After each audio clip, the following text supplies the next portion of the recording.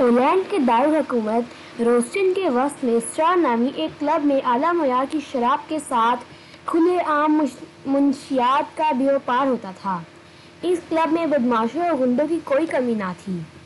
Club کے manager کا نام تو کچھ اور تھا، مگر اس کا مضبوط اور بھاری جسم، سیاہ رنگت، چہرے میں پرانے چیچک کے نشانات کے ساتھ اس کے چہرے پر زخموں کے بھی آڑے ترچھے نشان تھے، جس سے وہ بے حد بھیانک اور خوفناک دکھائی دیتا تھا۔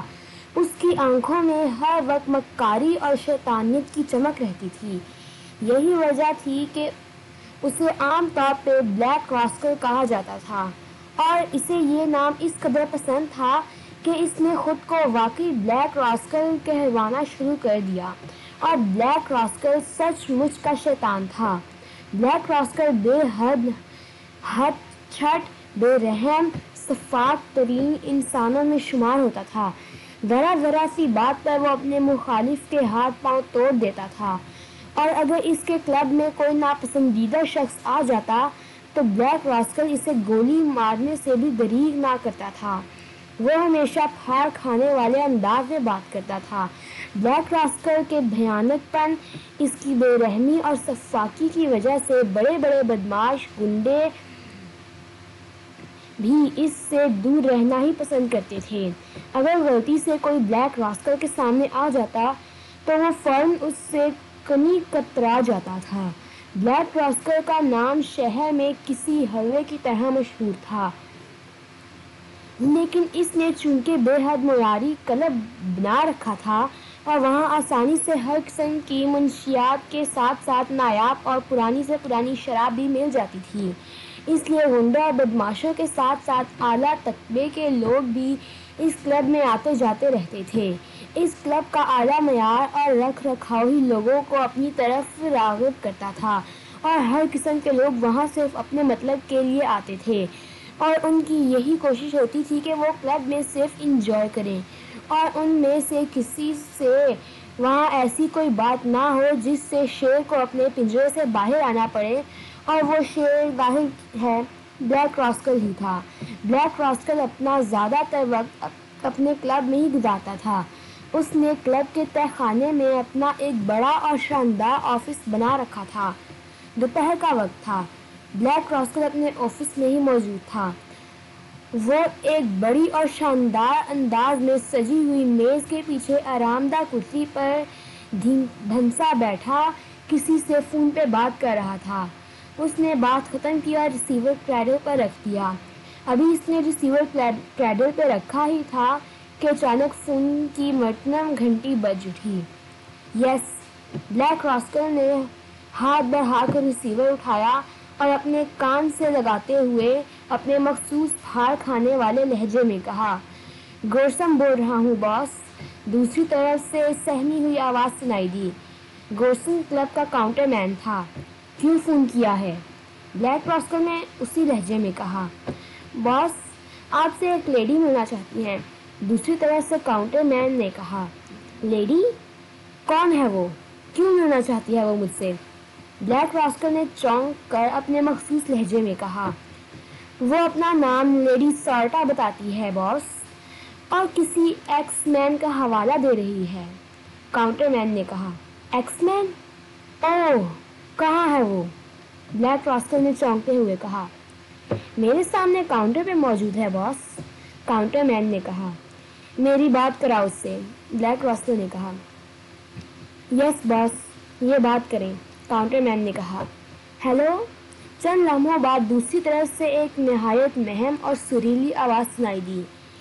یس، بلیک راسکل اسپیکنگ، بلیک راسکل نے اپنے مخصوص لہجے میں کہا۔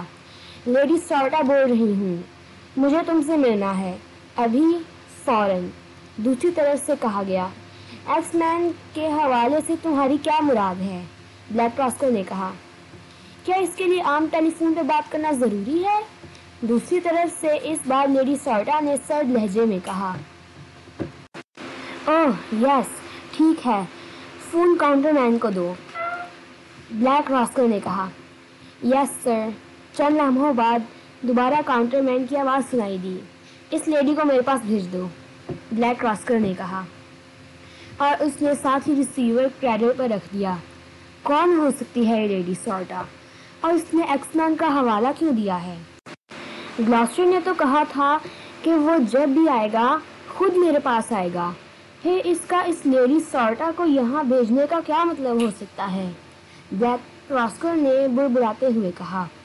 چند لمحوں وہ سوچتا رہا، پھر اس نے ایک بار پھر ریسیور اٹھا کے کام سے لگایا اور نمبر پریس کرنے لگا۔ یس براس ہوٹل۔ رابطہ ملتے ہی دوسری طرف سے ایک نسوانی آواز سنائی دی۔ کمرہ نمبر 4-7 کے مسٹر برمن سے میری بات کراؤ، بلیک راسکل نے کہا۔ مسٹر برمن؟ میں معذرت چاہتا ہوں جناب۔ مسٹر برمن اور ان کے تینوں ساتھی ابھی چند لمحے قبل اپنے کمروں سے باہر گئے ہیں۔ آپ مجھے اپنا نام اور اپنا پیغام بتا دیں، جیسے ہی وہ واپس آئیں گے میں انہیں بتا دوں گا، دوسری طرف سے آپریٹر نے کہا۔ اوکے، وہ آئیں گے تو ان سے کہنا مسٹر بی آر سے بات کر لیں، بلیک راسکل نے کہا۔ اسی لمحے کمرے کا دروازہ کھلا اور ایک بدماش کے ساتھ ایک حسین و جمیل لڑکی اندر آئی۔ لڑکی کی عمر 20-22 سال سے زیادہ نہ تھی۔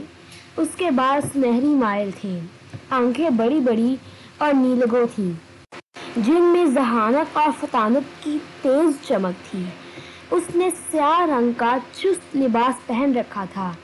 بلیک راسکل نے حیرت سے اسے دیکھا اور ریسیور کریڈل پر رکھ دیا۔ بلیک راسکل نے اشارہ کیا تو لڑکی کے ساتھ آنے والے بدماش نے اسباب میں سر ہلایا اور الٹے قدموں کمرے سے باہر نکل گیا، اور ساتھ ہی اس نے کمرے کا دروازہ بھی بند کر دیا۔ تو تم ہو لیڈی سارٹا؟ بلیک راسکل نے حیرت سے اس خوبصورت لڑکی کو دیکھتے ہوئے کہا۔ اس نے لیڈی سارٹا کا جو ذہنی نقشہ بنایا تھا، اس نقشے کے مطابق اس لڑکی کو تو 30-40 سال کے لگ بھگ ہونا چاہیے تھا، اور اس کا رنگ و روپ بھی ڈھلکا ہوا ہونا چاہیے تھا، مگر لڑکی تو نہ صرف جوان تھی بلکہ حد سے زیادہ خوبصورت بھی تھی۔ ہاں، کیوں؟ تمہارے خیال میں کیا لیڈی سارٹا نہیں ہو سکتی؟ لڑکی نے مسکراتے ہوئے کہا۔ اوہ، کیوں نہیں ہو سکتی؟ میں سمجھا تھا کہ لیڈی سارٹا کوئی ادھیڑ عمر خاتون ہوگی، مگر تم تو نہ صرف نوجوان ہو بلکہ حد سے زیادہ حسین بھی ہو، بلیک راسکل نے اس کی برملا تعریف کرتے ہوئے کہا۔ تعریف کا شکریہ، کیا مجھے بیٹھنے کو نہیں کہو گے؟ لیڈی سارٹا نے دل فریب انداز میں مسکراتے ہوئے کہا۔ اوہ، کیوں نہیں، بیٹھو، بلیک راسکل نے جلدی سے کہا۔ وہ واقعی لیڈی سارٹا کے حسن میں اس قدر کھو گیا تھا کہ اسے خیال ہی نہیں آیا کہ لیڈی سارٹا بدستور کھڑی تھی۔ تھینکس، لیڈی سارٹا نے کہا، اور پھر وہ اس کے سامنے ایک کرسی پر بیٹھ گئی۔ اس نے تیز نظروں سے ادھر ادھر دیکھنا شروع کر دیا۔ کیا دیکھ رہی ہو؟ بلیک راسکل نے کہا۔ اس کی نظریں بدستور لیڈی سارٹا پر جمی ہوئی تھی اور اس کی آنکھوں میں ہوش کی تیز چمک پیدا ہو گئی تھی۔ کچھ نہیں، تم نے آفس بہت خوبصورت انداز میں سجا رکھا ہے، لیڈی سارٹا نے کہا۔ یس، یہ میرا شوق ہے، میں دنیا کی ہر خوبصورت چیز کو اپنے آفس میں زینت بنانا پسند کرتا ہوں، بلیک راسکل نے دانت نکالتے ہوئے کہا۔ تم شاید نہیں جانتے بلیک راسکل، بعض خوبصورت چیزیں عذاب بھی بن جایا کرتی تھیں۔ لیڈی سارٹا نے اس کی طرف دیکھ کر تلخ اور قدرے زہریلے لہجے میں کہا، مگر میں ایسا نہیں سمجھتا۔ بہرحال تم بتاؤ، ایکس مین سے تمہارا کیا تعلق ہے، اور تم یہاں کیوں آئی ہو؟ اس کا زہریلا لہجہ سن کے بلیک راسکل نے خود کو سنبھالنے کی کوشش کرتے ہوئے کہا۔ گلاسٹر، ٹیری، سارمن اور جیفری کہاں ہیں؟ لیڈی سارٹا نے اس کے چہرے پہ نظریں گاڑتے ہوئے کہا۔ اوہ، تو تم ان چاروں کو بھی جانتی ہو؟ بلیک راسکل نے چونک کر کہا۔ ہاں، لیڈی سارٹا نے اس بات میں سر ہلا کر کہا۔ کیوں پوچھ رہی ہو ان کے بارے میں؟ مجھ سے زیادہ ایکس مین جانتا ہے کہ وہ کہاں ہیں۔ اگر تمہیں یہاں ایکس مین نے بھیجا ہے پھر تمہیں ان کے بارے میں مجھ سے پوچھنے کی کیا ضرورت ہے؟ بلیک راسکل نے کہا۔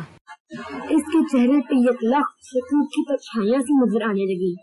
میں ڈائریکٹ گریٹ لینڈ سے آئی ہوں۔ ایکس مین نے مجھے تمہارے ٹپ دیتے ہوئے کہا تھا کہ تم ان کے بارے میں مجھے بتا سکتے ہو کہ وہ کہاں ہیں؟ لیڈی سارٹا نے سادہ سے لہجے میں کہا، نہیں، مجھے ان کے بارے میں کچھ معلوم نہیں ہے۔ چند روز قبل وہ میرے پاس آئے ضرور تھے، مگر پھر چلے گئے تھے۔ کہاں گئے اور وہ کب اور اب وہ کہاں ہوں گے، میں نہیں جانتا۔ دوبارہ ان سے میرا کوئی رابطہ بھی نہیں ہوا، بلیک راسکل نے کہا۔ لیڈی سارٹا نے صاف محسوس کر لیا تھا کہ بلیک راسکل ضرور گوئی سے کام لے رہا ہے۔ اس کے ہونٹوں پر دھیمی سی مگر انتہائی زہریلی مسکراہٹ آ گئی۔ کیوں آئے تھے وہ تمہارے پاس؟ لیڈی سارٹا نے اس کی آنکھوں میں جھانکنے کی کوشش کرتے ہوئے کہا۔ تم یہ سب کیوں پوچھ رہی ہو؟ کیا تعلق ہے تمہارا ان سے؟ بلیک راسکل نے بھی اس کی آنکھوں میں آنکھیں ڈالتے ہوئے کہا، اور اس کے لہجے میں بھی سرد مہری سی ابھر آئی تھی۔ میرا ان سے ملنا بے حد ضروری ہے۔ میں ان کے لیے ایکس مین کا ایک اہم پیغام لائی ہوں، لیڈی سارٹا نے کہا۔ کیا پیغام ہے؟ بلیک راسکل نے پوچھا۔ یہ میں انہیں نہیں بتاؤں گی، لیڈی سارٹا نے کہا۔ اس نے میز پہ پڑا ہوا پیپر ویٹ اٹھایا اور ایک ہاتھ سے اس سے کھیلنے لگی۔ ٹھیک ہے، تم جہاں رہتی ہو وہاں کا فون نمبر اور ایڈریس دے دو۔ اگر میرے گلوسٹر سے رابطہ ہوا تو میں اسے تمہارے بارے میں بتا دوں گا، وہ خود ہی تم سے آ کر مل لے گا، بلیک راسکل نے کہا۔ تو کیا تمہیں واقعی نہیں معلوم کہ اب وہ کہاں ہے؟ لیڈی سارٹا نے کہا۔ نہیں، بلیک راسکل نے کہا، اور اسی لمحے اس کے حلق سے بے اختیار چیخ نکلی اور وہ کرسی سمیت الٹ کر دوسری طرف جا گرا۔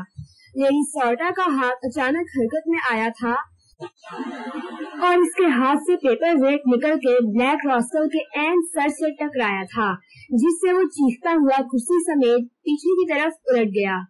اس سے پہلے کہ وہ اٹھتا، اسے یک لخت لیڈی سارٹا اپنے سر پر نظر آئی، جو فوراً اٹھ کر اس کی طرف آ گئی تھی۔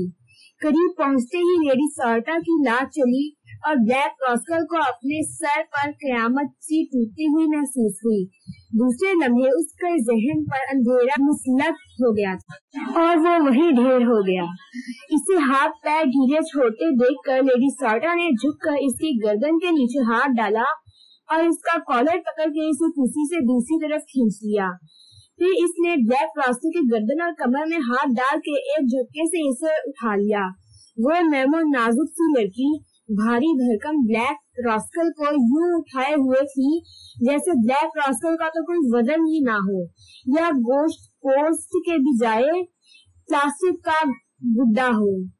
لیڈی سارٹا اسے اٹھا کے دوسری طرف لائی اور اسے کمرے کی دائیں طرف رکھے ہوئے صوفے پر ڈال دیا۔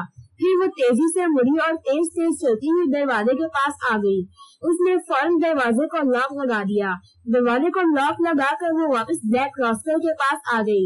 اس نے جیکٹ کی زپ کھول کر اندرونی جیب میں ہاتھ ڈال کر باریک رسی کا گچھا نکالا اور جلدی جلدی اسے کھولنے لگی۔ پھر اس نے اس رسی سے بلیک راسکل کے ہاتھ پیر باندھنے شروع کر دیے۔ لیڈی سارٹا نے ایک بار پھر بلیک راسکل کو اٹھایا اور صوفے پر بٹھا کے اسے صوفے پر باندھنا شروع کر دیا۔ اچھی طرح سے باندھ کر وہ پیچھے ہٹی۔ اس نے چند لمحے توقف کیا، پھر اس نے بلیک راسکل کی ناک اور منہ پر ہاتھ جما کر اس کا سانس روک دیا۔ چند لمحوں بعد بلیک راسکل کے جسم کو ایک زوردار جھٹکا لگا اور اس نے یک لخت آنکھیں کھول دی۔ اسے آنکھیں کھولتے دیکھ کر لیڈی سارٹا نے اس کے منہ سے ہاتھ ہٹا لیے۔ خود کو رسیوں سے جکڑا ہوا پا کر بلیک راسکل کی آنکھیں پھیل گئیں۔ یہ تم نے مجھے اس طرح کیوں باندھ رکھا ہے؟ بلیک راسکل نے ہتلاتے ہوئے کہا۔ تمہارا منہ کھلوانے کے لیے، لیڈی سارٹا نے مسکراتے ہوئے کہا۔ اس کی مسکراہٹ بے حد شفقانہ اور بے رحمانہ تھی، اسے دیکھ کے ایک لمحے کے لیے بلیک راسکل جس جیسے انسان کے چہرے پر بھی خوف کے تاثرات نمایاں ہو گئے۔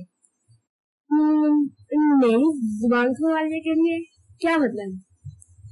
بلیک راسکل نے اپنے خشک ہوتے ہوئے ہونٹوں پر زبان پھیرتے ہوئے کہا۔ وہ ہراساں نظروں سے لیڈی سارٹا کی طرف دیکھ رہا تھا۔ گریٹ لینڈ کے ایجنٹس کہاں ہیں؟ لیڈی سارٹا نے اس کی طرف دیکھتے ہوئے بڑے تحمل بھرے لہجے میں کہا۔ گریٹ لینڈ کے ایجنٹس؟ तुम टीनेजर्स के बारे में बात कर रही हो, ब्लैक रॉस्कल ने खौफजदा लहजे में कहा। ग्रेटलैंड के जेंट्स का सुनकर एक लम्हे के लिए उसका रंग बदल गया। मैं ब्लास्टर और उसके साथियों के बारे में पूछ रही हूँ, मेरी साटा ने इसी अंदाज में कहा। कौन ब्लास्टर? मैं किसी ब्लास्टर को नहीं जानता। और तुम इस तरह मुझसे पूछने वाली कौन होती हो? और तुमने यहाँ जिस तरह मुझे धोखे से बांधा है, ये हरकत तुम्हें बहुत महंगी पड़ेगी।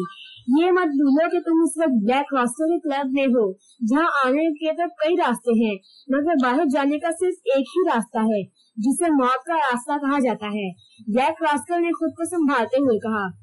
लेडी साटा मौत का दूसरा नाम है, और मौत अपने रास्ते बनाना जानती है। ब्लैक रॉस्कल, तुम्हारे लिए यही बेहतर होगा कि मैं तुमसे जो पूछ रही हूँ मुझे साफ साफ बता दो, वरना, लेडी साटा ने भूखी शेरनी की तरह घबराते हुए कहा। वरना क्या? इस बार ब्लैक रॉस्कल ने भी जवाबन घबराते हुए कहा। अब इसने खुद को मुकम्मल तौर पर संभाल लिया था। उसके चेहरे के गज़लात फड़कने लगे थे और उसकी आंखों में खून की सुर्खी और कर आई थी। लेडी साटा ने उसकी बात का जवाब देने के बजाय जैकेट की एक जेब में हाथ डाला और जेब से एक छोटी सी बोतल निकाल ली। इस बोतल का मुंह लंबूतरा सा था और इसके सर पे एक कॉर्क लगा हुआ था। बोतल में सब्ज रंग का सियार सा भरा हुआ था। लेडी साटा ने लंबे नाखूनों से कॉर्क को बोतल के मुंह से निकाल लिया। ये क्या है? ब्लैक रॉस्कल ने कहा, जो आंखें फाड़े हैरत से इस बोतल में मौजूद सियार को देख रहा था। तेजाब। लेडी साटा ने भयानक अंदाज में मुस्कुराते हुए कहा।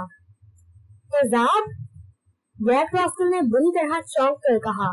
हाँ, ये एक ऐसा तेजाब है जिससे फौलाद भी एक लम्हे में मोम की तरह पिघल जाता है। लेडी साटा ने कहा। ओह, मगर, ब्लैक रॉस्कल ने खौफ से आंखें फाड़ते हुए कहा, जिस तेजाब से फौलाद को पिघलाया जा सकता है, अगर वो किसी इंसानी जिस्म पे डाल दिया जाए तो खुद ही सोचो इस इंसान का क्या हश्र होगा। लेडी साटा ने सफाकाना लहजे में कहा। आखिर तुम हो कौन और ये सब कुछ क्यों कर रही हो? ब्लैक रॉस्कल ने अपने खुश्क होंठों पर जुबान फेंकते हुए कहा।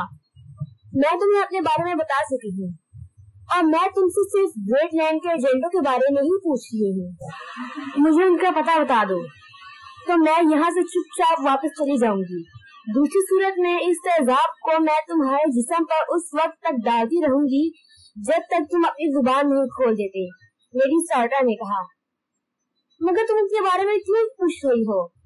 तुमने तो कहा था कि तुम्हारा ताल्लुक एक्सलैंड से है। तुम अगर एक्सलैंड की तौफीक से आई हो तो तुम्हें उसके बारे में मुझसे ज्यादा इल्म होना चाहिए। ब्लैक रॉस्कल ने कहा। मेरा ताल्लुक ग्रेटलैंड से नहीं, ओलैंड से है और मैं एक पेशावर कातलों की तंजीम से वाबस्ता हूँ जिसका नाम रेड फॉक्स है। लेडी साटा ने कहा। तो रेड फॉक्स का नाम सुन के ब्लैक रॉस्कल की आंखें खौफ से और ज्यादा फैल गईं। Red fox group? Red fox group से ताल्लुक रखती हो? ब्लैक रॉस्कल ने कहा। ताल्लुक? सिर्फ ताल्लुक ही नहीं, मैं खुद रेड फॉक्स हूँ। लेडी साटा तो मेरा फर्जी नाम है, असल नाम रेड फॉक्स है। रेड फॉक्स ने घबराते हुए कहा। नहीं, ये नहीं हो सकता, तुम रेड फॉक्स नहीं हो सकती है। रेड फॉक्स के बारे में सुना है कि वो इंसानों को भूखी शेरनियों की तरह चीर फाड़ कर रख देती है। वो लामड़ियों की तरह चलाक और इंतहाई खूंखार और जिंदा सिर्फ और भयानक है, मगर तुमको बेहद मासूम और आम सी लड़की नजर आ रही हो। ब्लैक रॉस्कल ने उसकी तरफ आंखें फाड़ कर देखते हुए कहा, जैसे उसे वाकई यकीन ना आ रहा हो कि इस तरह हसीन और मासूम नजर आने वाली लड़की रेड फॉक्स हो सकती है, जिसकी दरिंदा सस्ती की शोहरत ओलैंड के साथ साथ ग्रेटलैंड समेत यूरोप के तमाम ममालिक में फैली हुई थी। तुम्हें शायद मेरा जुमला याद नहीं, रेड फॉक्स ने मुस्कुराते हुए कहा। कौन सा जुमला? ब्लैक रॉस्कल ने चौंक कर कहा। मैंने तुमसे कहा था कि बास खूबसूरत चीजें अजाब का बास भी बन जाती हैं। रेड फॉक्स ने मुस्कुराते हुए कहा, ओह हाँ, कहा था तुमने?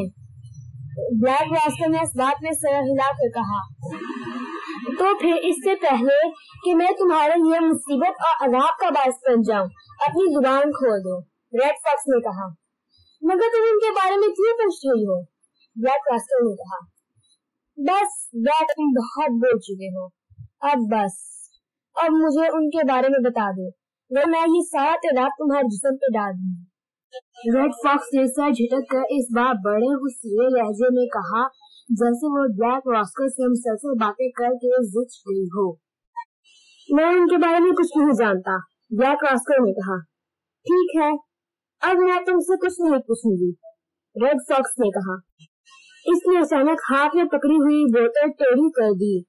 ब्लैक रास्टर ने बौखला कर अपना सर पीछे कर लिया, मगर बोतल से निकलने वाला कतरा इसके घुटने पर पड़ा।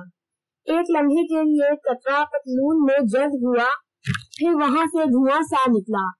दूसरे लम्हे ब्लैक रास्टर की आंखें फट पड़ी, उसका मुंह खुला और फिर उसके मुंह से जैसे चीखों का तूफान सा बह निकला। उसकी पतलून के साथ साथ उसका घुटना भी झुलस गया था। वहां से मुसलसल धुआं उठ रहा था। ब्लैक रास्टर के घुटने से बुलबुले उठने लगे थे। तेजाब का ये कतरा तुम्हारे घुटने की हड्डी में सुराख बनाता हुआ तुम्हारे पैर की हड्डी के आखिरी सिरे तक पहुंच जाएगा, ब्लैक रास्टर, रेड फॉक्स ने कहा, और इसने इसके दूसरे घुटने पर भी तेजाब डाल दिया और ब्लैक रास्टर की चीखों से ऑफिस की छत उड़ने लगी। रेड फॉक्स ने आते ही ये देख लिया था कि कमरा मुकम्मल तौर पर साउंड प्रूफ है। ब्लैक रास्टर जितना मर्जी चीखे चिल्लाए, मगर इसकी आवाजें कमरे से बाहर नहीं जा सकती थी। इसीलिए रेड फॉक्स को इसकी चीखें सुनकर कोई तरद्दुद नहीं हो रहा था। अभी तो मैंने तुम्हारे दोनों पांव जलाए हैं ब्लैक रास्टर। सोचो अगर इस तेजाब का एक कतरा मैं तुम्हारे सर पर डाल दूं तो तुम्हारा क्या हश्र होगा? रेड फॉक्स ने इंतहाई सफाकाना लहजे में कहा। उसकी आंखों में इंतहाई सफाकी और खौफनाकपन आ गया था। रुक जाओ, फॉर गॉड सेक, रुक जाओ। ब्लैक रास्टर ने हलक के दिल चीखते हुए कहा। उसका जिस्म खौफ और तकलीफ की शिद्दत से बुरी तरह से कांप रहा था और कमरे में इंसानी गोश्त के जोड़ने की सरान सी फैलती जा रही थी। अरे बस, अभी तो मैंने सिर्फ 2 कुत्ते ही डाले हैं और तुम्हारा ये हाल हो रहा है। मैं तो सोच रही थी जब तक मैं तुम्हारे जिस्म पे सारी बोतल नहीं उड़ेल दूंगी तुम कुछ नहीं बोलोगे। रेड फॉक्स ने इंतहाई तंज भरे लहजे में कहा।